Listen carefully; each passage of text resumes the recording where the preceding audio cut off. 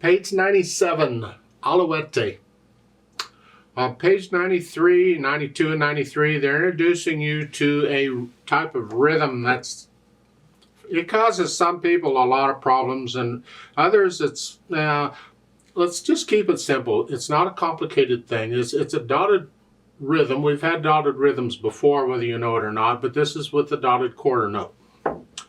And right now, they're following the dotted quarter note with an eighth note. Although any note could be after it, but an eighth note's fine. The rule is the same for all dotted notes. It doesn't matter what the note is.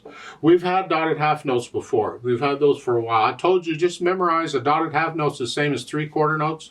See, a quarter note's the next note down from a half note. It's just worth 3 of them instead of 2. Because the dot adds another one to it. Same thing with a quarter note. A quarter note's the same as 2 eighth notes.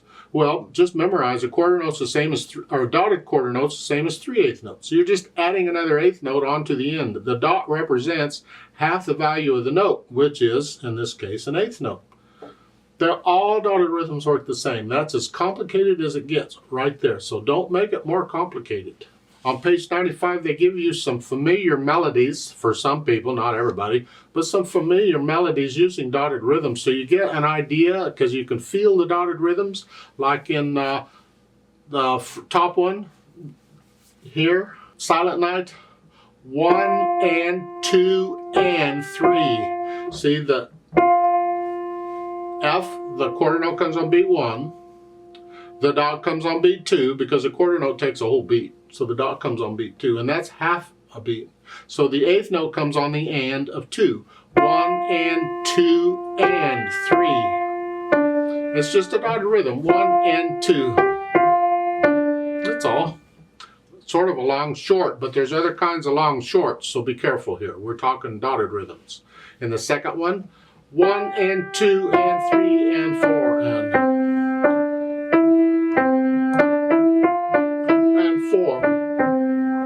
And the next one, they're going to be both hands. 1 and 2. 1 and 2 and 3. Like so. And the last one. 1, 2, 3 and 4 and 1 and 2 and. So you get the idea of what it sounds like with a dotted rhythm. There's dangers here. And that is that when you start just feeling this rhythm, you can easily turn it into a triplet rhythm. Now, we haven't had triplets yet. I'll talk more about it when we do get to triplets. Just right now, make sure you're counting these exactly. 1 and 2 and so forth.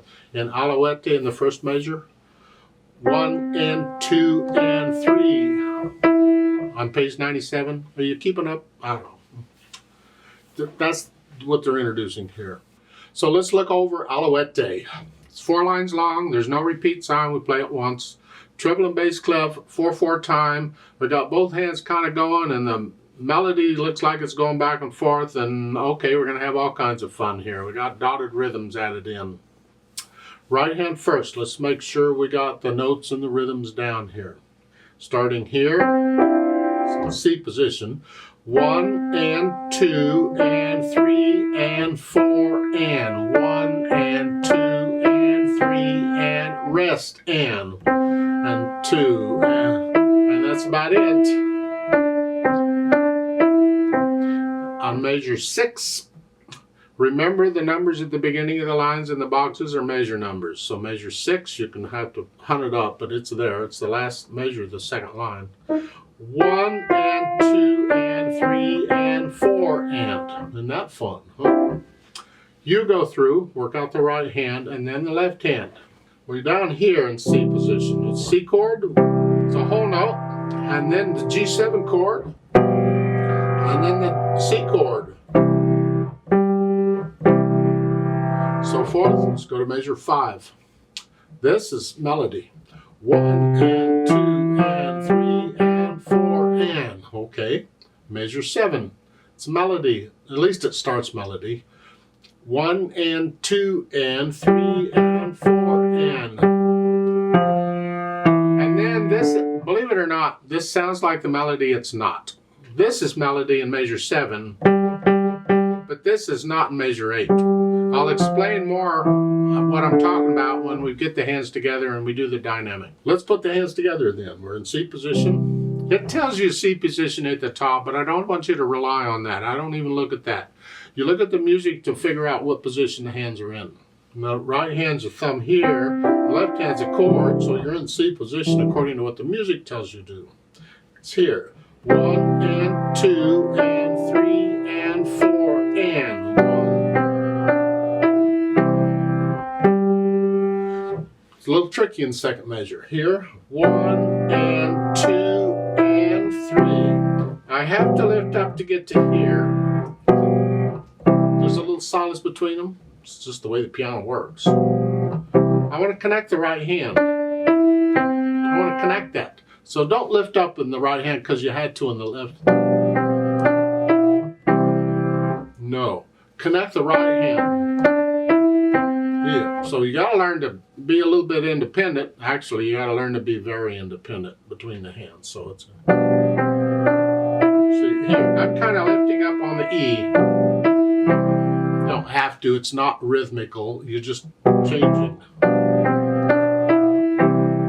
the point is, connect the right hand here, and then you lift up.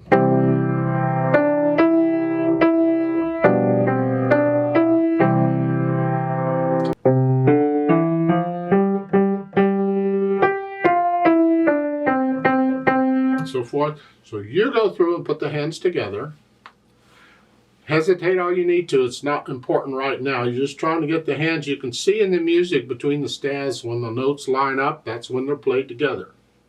That doesn't always work well, but it works in most cases. Then once you've got a handle on that, then go back through and get rid of the hesitation. So it is a steady beat. It can be slow. It's got to be steady. Once you do that, then we think about the articulation. I don't like the articulation in here. I usually don't in these books, so I change it. I want phrasing, so you have to listen to it for the musical sentences. Where are the musical sentences? Just play the melody. See, right there. First two measures ended up being one sentence. So regardless of what they're saying with these curved lines, I'm going to draw a curved line over the first two measures. Because they're saying this way. They're changing that up. I find that choppy. I don't like it choppy. So I'm going to connect it. Two measures. And then the next two measures is 1. Then for here, you can split those up if you want, but connect them. Even though there's no line, connect each measure. And then go ahead and measure 7 and 8. Connect it per measure. Just one measure at a time. Connect this and this. But then connect this here. Measure 8 leads into measure 9. Leads into it. And when it leads into something, I connect it. I don't want to break it. I'm leading into it and then I break it. No. I think that's rather unmusical to do that. So lead into it. If you have to lift up here, it's up to you. If you can't connect it, it's fine. But connect this right hand for sure, because that's the melody.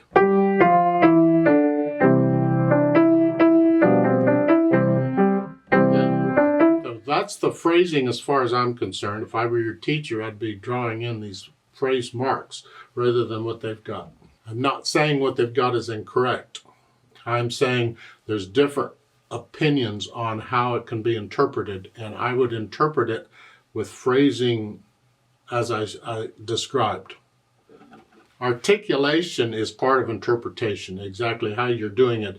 They give you certain indications on articulation in the music, but it's up to you to fill in the blanks, so to speak, to make it happen. And I adjust it sometimes.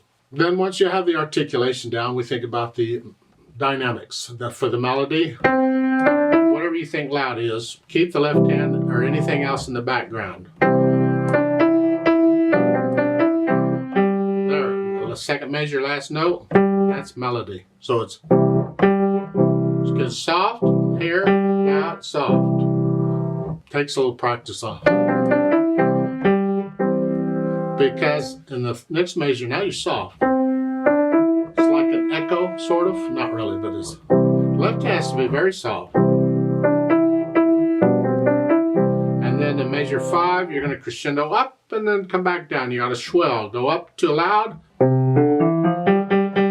Loud, back down to soft. Then loud.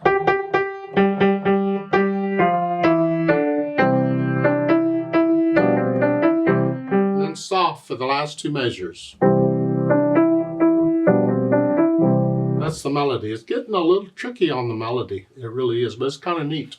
If it'll help you get a grasp of it, then simply just play the melody, whichever hand has it, and play the melody at the dynamics shown first to get a handle on what that sounds like and feels like, and then try adding the accompaniment in the background. Then the last piece of the puzzle we add is the speed. Here is brightly. Well, that's a mood, but sometimes they tell you the mood and you have to figure out the speed based on the mood. Just have fun with it. To me, it's between medium and fast. It's somewhere in there. There are words to this. They're not in this particular arrangement, but it's words to it. So you decide on how fast you want to go. To me, it depends on how much coffee I've had and how time of day it is. No.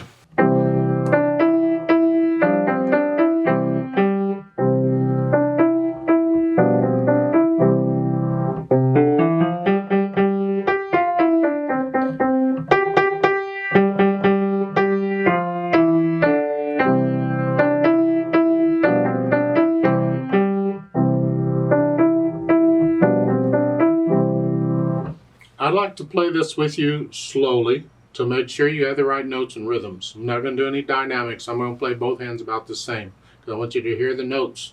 You can do the dynamics and turn it into music and get into feel the music and get. It's an emotional experience. Music can be or should be, in my opinion. So you do that on your own. You add that. I'll give us 4 counts. 1, 2. Ready and go, and 1 and